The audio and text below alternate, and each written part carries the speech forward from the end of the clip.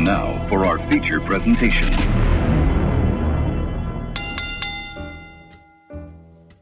What's up, wrestling fans? Special edition of the Botching It Up podcast. We're doing the predictions of what may be the most bonkers Money in the Bank ladder match ever. Here we go. The first match here is the four-way tag team match for the SmackDown Championship. New Day versus The Miz and John Morrison, Lucha House Party, and the Forgotten Sons. Yeah, who you got?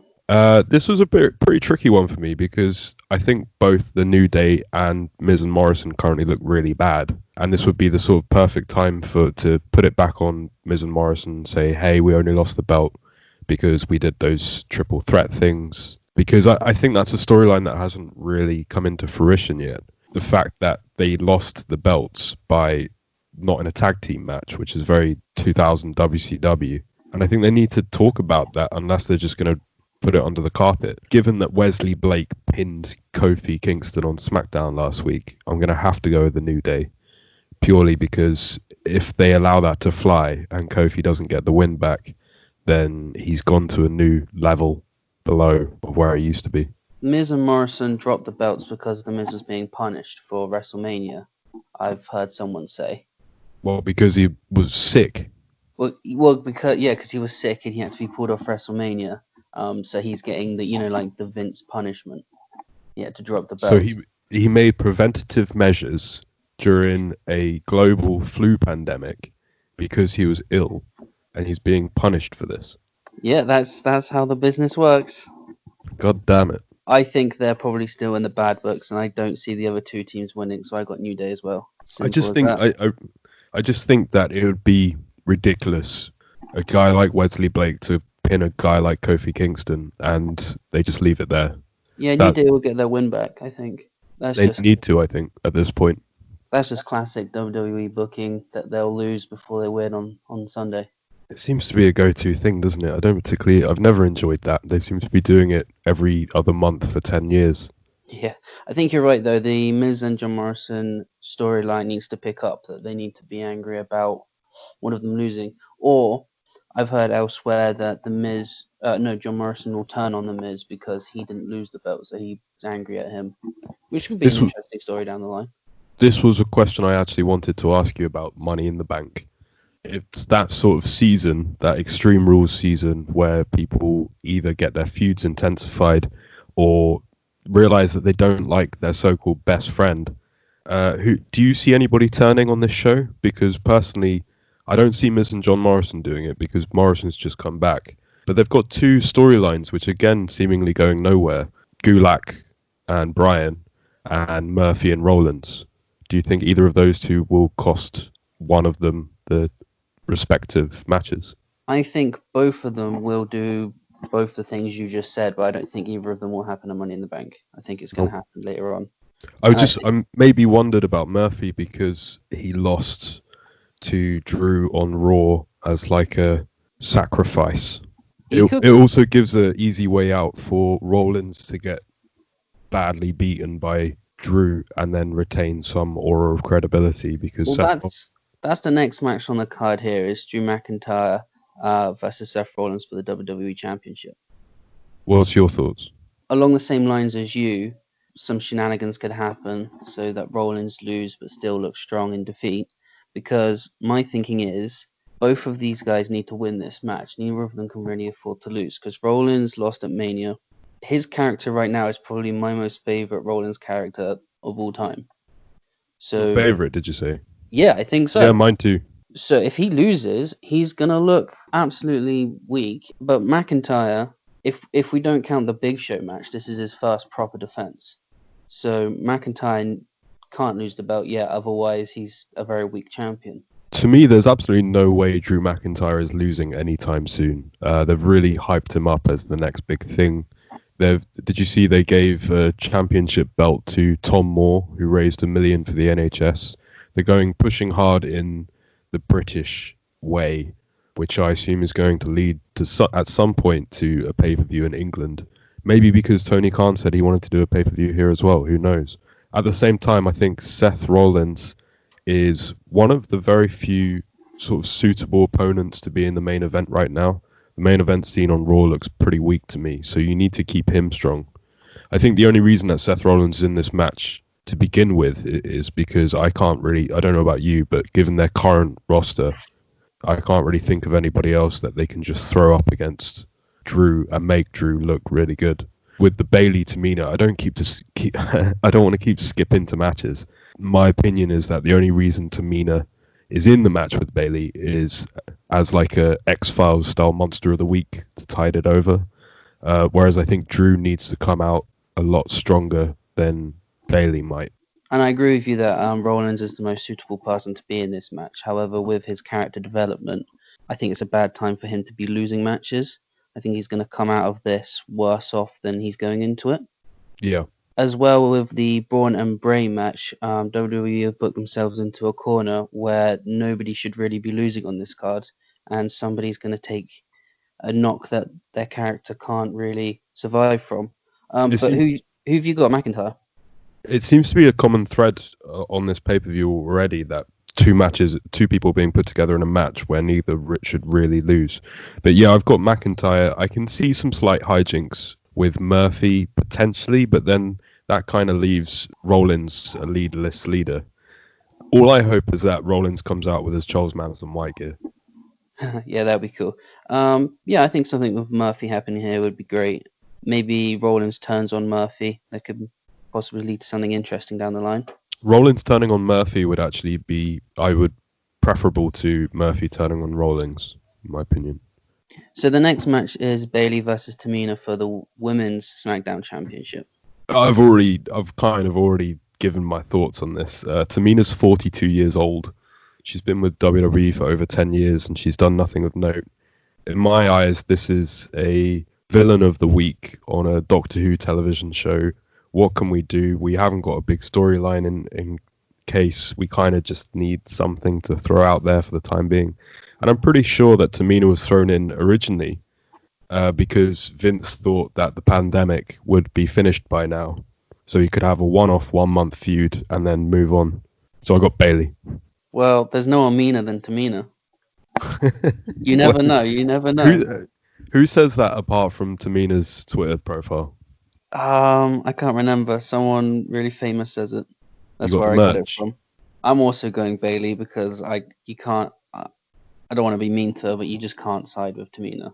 I can't see it happening. Something's going to happen here, I think. Either Sasha is going to side with Tamina or Sasha is going to get involved somehow. I agree with you. This is why you're talking about what's actually going to happen versus what you would like to happen. I think Sasha will probably get involved with this one, but I really hope she doesn't. I just think that it's one of the few feuds that they've built up over a series of months, and I think they should pull the trigger either at a big event or an event with crowds.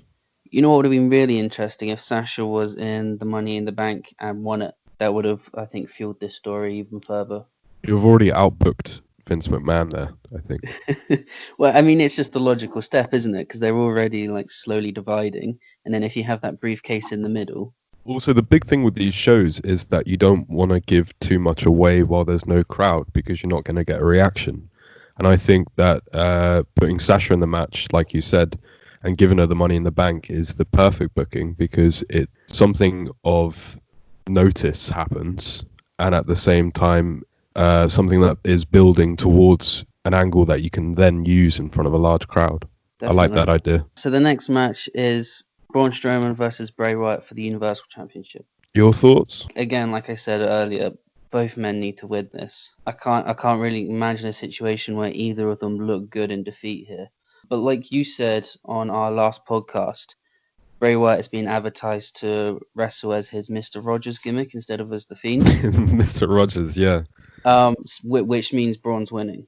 Bray can afford to lose, but the Fiend can't afford to lose, if that makes sense. I agree that Braun's winning. I don't really understand how it's going to go, though. As you've mentioned, the Fiend is not advertised.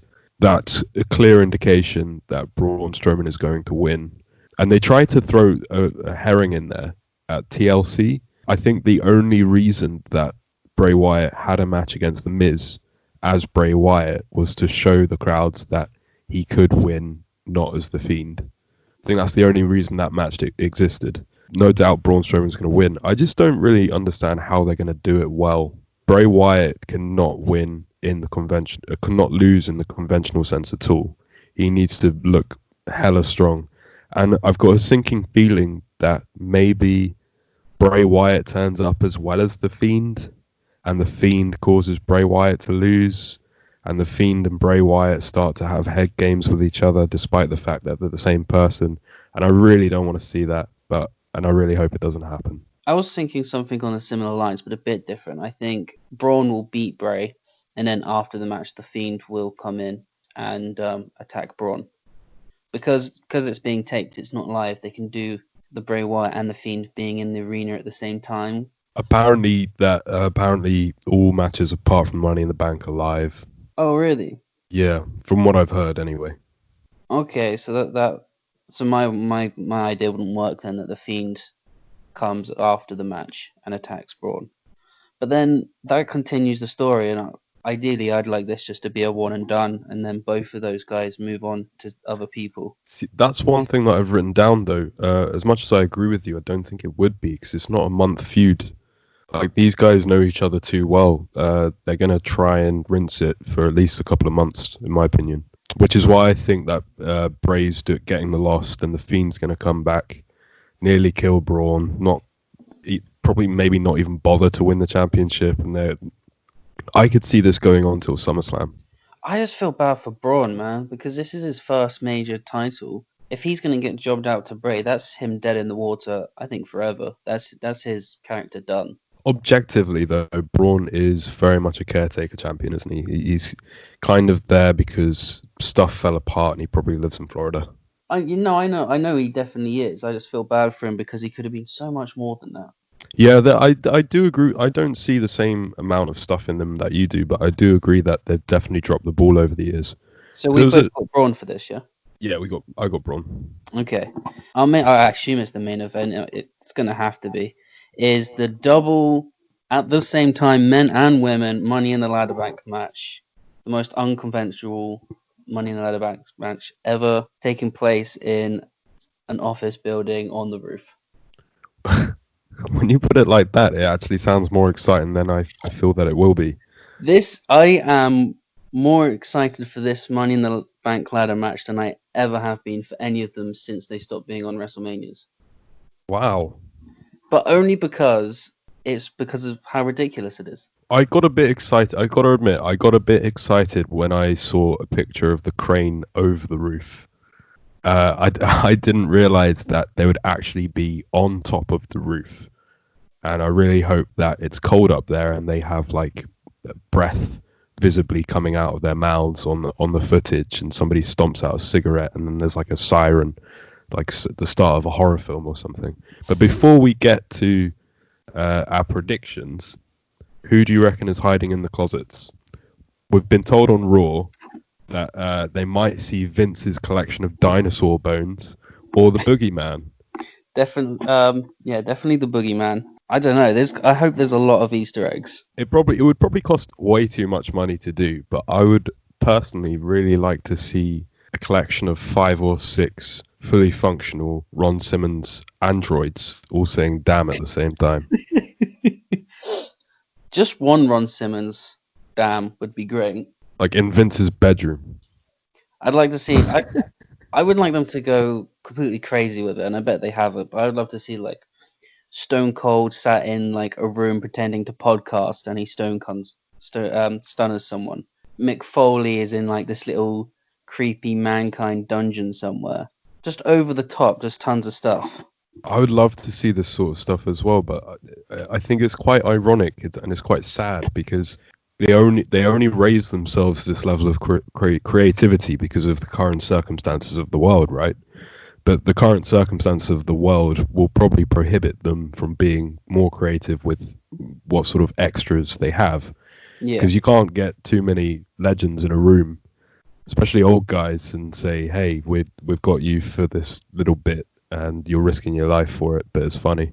Yeah, of course, and I'm not really expecting lots of legends to be there. But as long as it's a good kind of Falls Count Anywhere type match and not just a regular WWE punching each other in the head and throwing each other into a wall. As long as like somebody gets thrown across one of those boardroom desks and somebody gets thrown into a fridge and stupid stuff like that happens. Honestly, I would have been so much more excited for this before I watched Randy Orton versus Edge in the Performance Center. Yeah. It's kind of killed it for me because I know it's cinematic and I know it's going to be a lot better than that, but I have seen two men punching each other around WWE offices for 45 minutes already 1 month ago. So, you know, They've teased the lift a lot in the promo packages. that's got to be a Baron Corbin thing. Baron Corbin's gonna press a number and go up, and he'll be rubbing his hands and thinking he's great, and then sort of maybe Otis will run in and press all the buttons and run out again. They've got to do something like that. Well, I think Byron Saxton mentioned the lift about 6 times on Raw. Yeah, they're not exactly subtle when they want something and they're going to do something, are they? So now if they don't use the lift, I'm gonna be angry. maybe this is Vince's whole fuck you thing. Maybe that's what he does specifically to anger you marks. Classic Vince. He's gonna tease something and then it just doesn't happen. Maybe you won't get the boogeyman. We're not gonna get anything. It's just gonna be a really boring backstage brawl. Have hope. Have faith. I don't know what I have. Anyway, so I have an extra prediction for you. Who is falling off the roof? Because we're all 99% sure someone's falling off. Nia Jax. Nia Jax. Yeah, that's what I've got. But that goes into the next match's predictions. So that's who you think's falling off. That's not who I thought at all. Who have you got? I got Otis. I can see it. I don't know why. I just got a feeling something's happening with him. If Vince has fully lost his mind, he'll just throw AJ off, or the Undertaker will just pop up and throw AJ off again.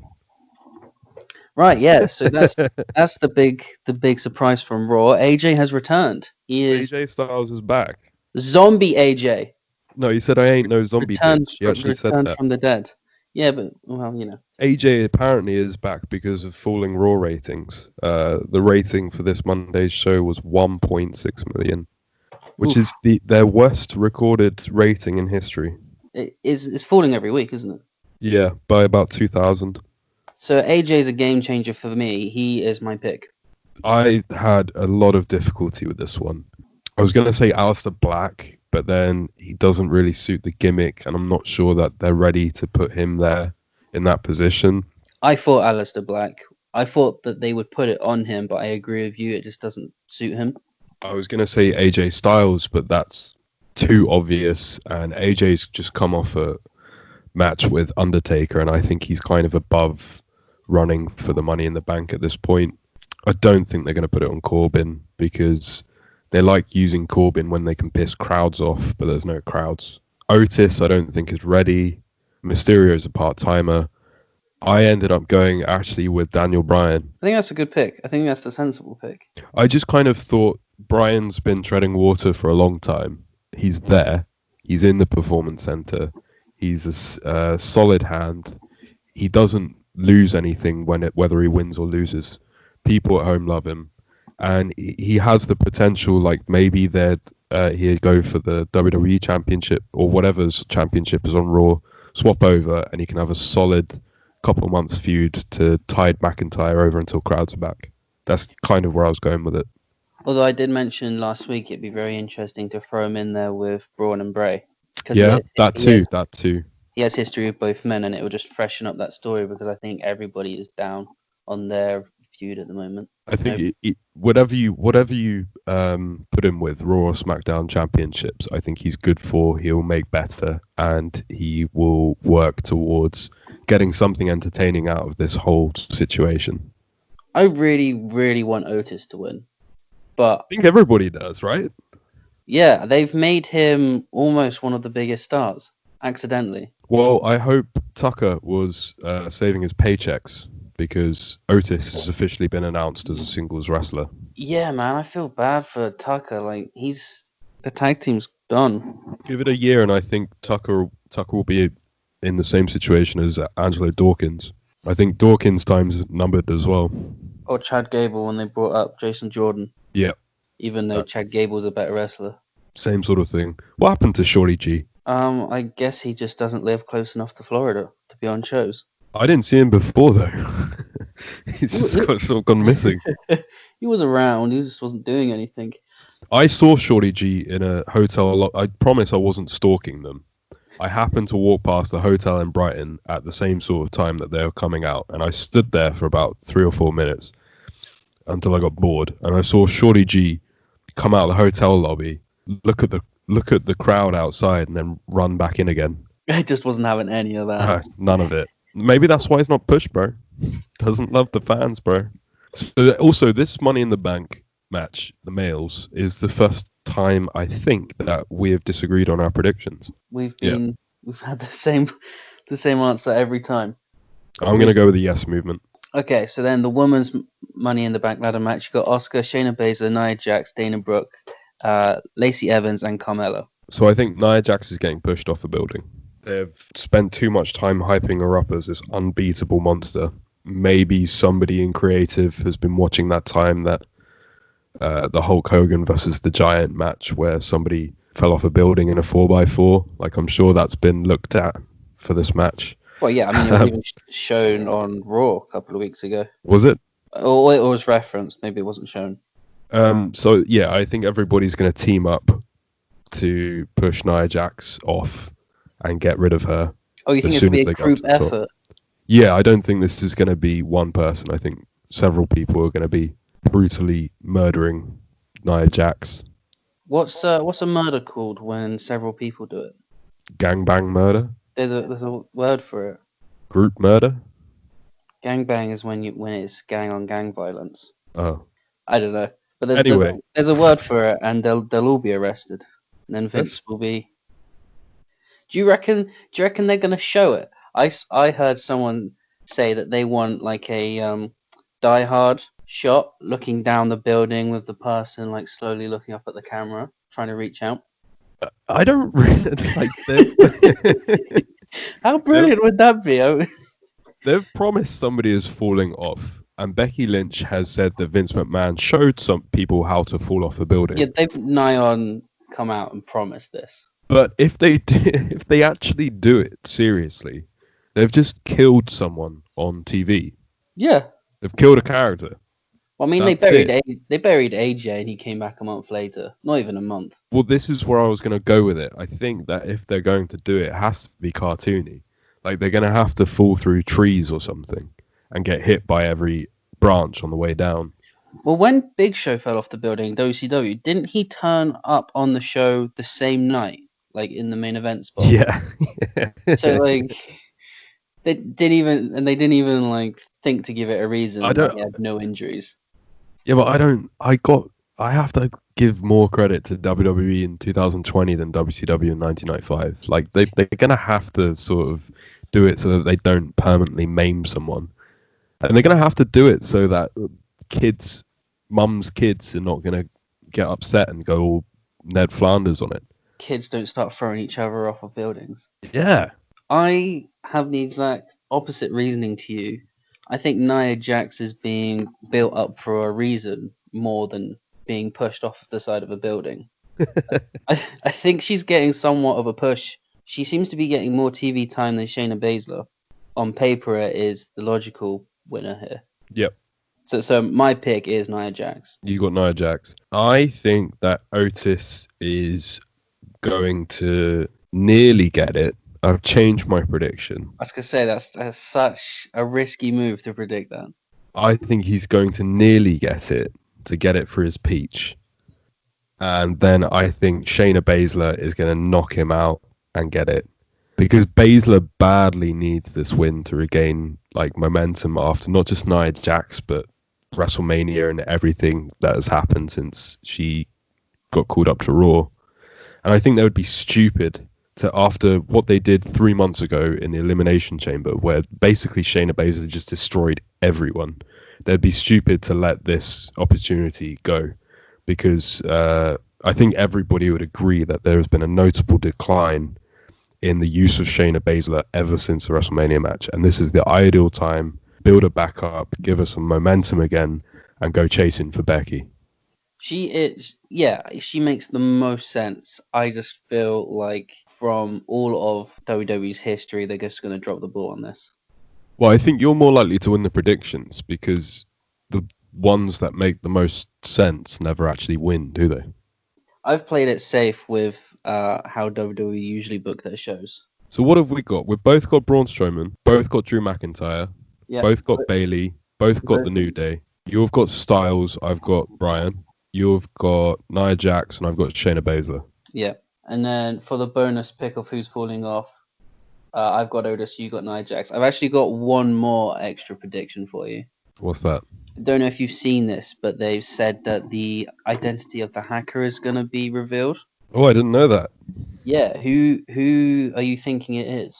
I can't really tell you that I've put much thought into this. Most Everybody people keeps saying think it's Ali.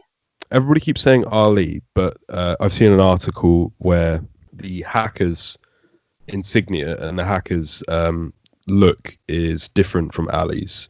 And I don't think that they would give this bigger role to Ali. And also, why does Ali care about Mandy Rose? The only connection seems to be that Ali was used to be a police officer, and they've referenced that on TV a lot. In some of like the video bits, it's got like the LED stuff that he wears in his Yeah. sometimes. So that's I the only think- connections. I don't know. I think it'd be too obvious to be Ali, wouldn't it? Like they might as well just re-debut Ali if they're going to the trouble of trying to make this as surprising as possible. Then they wouldn't give so many clues away, surely. What have you seen? Fox's Twitter. They've heavily referenced that it's going to be CM Punk. Yeah, but I think again they're just stirring the pot.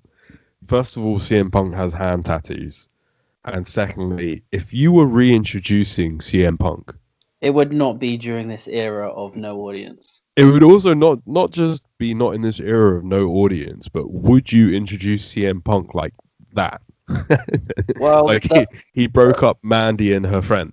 The Otis story angle is the hottest thing on TV right now. If it's CM Punk, then I quit this podcast for at least a month. I quit wrestling. No, fuck Done that. with this shit. I was fucking livid when he came back to backstage after like 8 years. So ridiculous. If this is CM Punk, then I'm fucking done. I'm done. Well, I have never been a fan of this hacker angle at all, so I kind of hope it's not Ali because I've always liked Ali. I hope it's. And once they give it an identity to it, it's going to lose all of its importance. It's just not going to be a thing anymore. To me, the hacker thing is the most hokey segment they've done in years, and it stinks of Eric Bischoff TNA. They could put the most talented wrestler in the world there. I think it's going to fail dramatically. I don't think anybody's going to be able to get that over. And if it's Ali, again, God bless him. That poor guy has gone through so much despite being so talented. And if this is his new gimmick, then he needs to jump ship somewhere. So have you got any ideas who's going to be? It's probably going to be Ali, innit? All right, well, we both got that then. No, I can't think of anyone. There's probably somebody out of my grasp that they're looking to reintroduce. I think it's just too obvious to be Ali, but I can't think of a... It just always is the most obvious person, though, isn't it? Yeah. Oh, well. Are you watching live? Yeah, I'll probably watch it live. All right, don't give me no spoilers then, because I actually sleep. My sleeping pattern's all over the place, so I might as well. I'll be bright-eyed and bushy-tailed on Monday morning. Have you seen that they announced that Becky Lynch is going to be on Raw to address whoever wins the Money in Bank? Yes, and they used really weird verbiage. They said that the person that wins Money in the Bank is going to be something like stunned and shattered by Becky Lynch's words. That's the only thing I noticed about it. So that almost guarantees then that one of the Raw women are going to win. So Dana Brooke, Lacey Evans, and Carmella don't stand a chance. I don't think they really understood a chance anyway, did they? I don't know. I could see them giving it to Lacey Evans because they want her to be more over than she is. I could see them doing that. Sort of the perfect time to give it to Lacey Evans because there's no crowd to shit on it. If Shayna Baszler wasn't in the match, and if they hadn't been doing these squash matches with Nia Jax, I would have gone with Lacey Evans. They must give it to Baszler, and I think that I want them to. The Becky Lynch advert specifically mentioning Women's Raw champion Becky Lynch is going to be in the ring with the Money in the Bank winner. It's got to be Shayna Baszler, right? They had one match.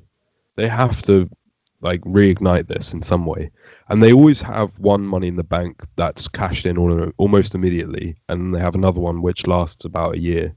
So you think maybe it'll be cashed in on that Monday? Potentially, yeah. I think one of the two of them will be long term, and one of them will be short term.